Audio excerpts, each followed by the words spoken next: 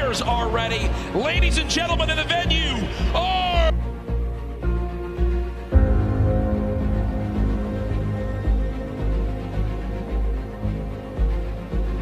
Another elimination. Luka is insane now. Almost going to be his game to win. We'll see it. Of the best players in the entire world are about to face off.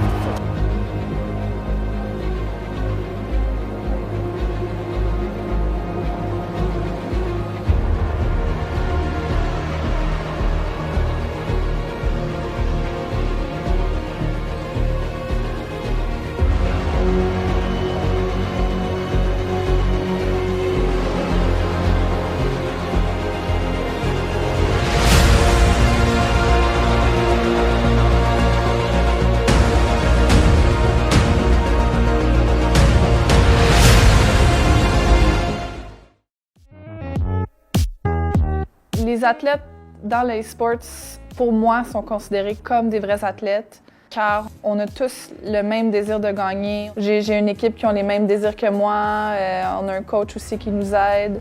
Donc pour moi, ça rejoint vraiment les aspects clés qui font qu'un athlète est un athlète, même que ça soit dans le monde du sport ou dans le monde du e-sports.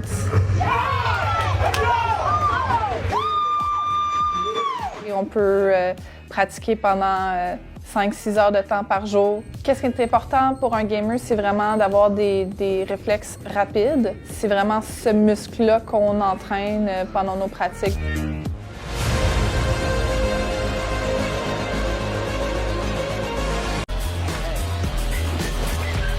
Plus qu'un jeu, c'est un véritable phénomène de société. Fortnite compte plus de 250 millions d'adeptes dans le monde, dont des athlètes professionnels. Une frénésie qui cache une triste réalité. Des jeunes obsédés par le jeu tombent carrément dans la dépendance. Et combien de temps tu pouvais passer à jouer à Fortnite? Toute la journée. C'est surtout les journées d'école où c'est là où j'ai commencé vraiment un peu détester l'école, mais maintenant je commence à aimer ça depuis que j'ai arrêté. Cet adolescent n'a que 13 ans. Il est hébergé au Grand Chemin, le seul centre d'hébergement au Québec pour les ados victimes de cyberdépendance, des ados qui ont perdu le contrôle. Telle perte de contrôle qui en a des conséquences importantes dans leur vie, des pertes d'emploi, pertes de relations, conflits familiaux, problèmes scolaires, abandon scolaire. Je dormais un peu moins, mon alimentation changeait, mon hygiène changeait aussi, ma façon de parler a changé beaucoup, je criais plus, etc. Et c'est là où j'ai compris que c'était une addiction grave. J'ai aimé mon expérience au début. C'était un jeu d'amis. On se mettait 4 en groupe, puis on jouait, puis on avait du fun, puis on riait. Mais le jeu est rapidement devenu genre une machine d'argent.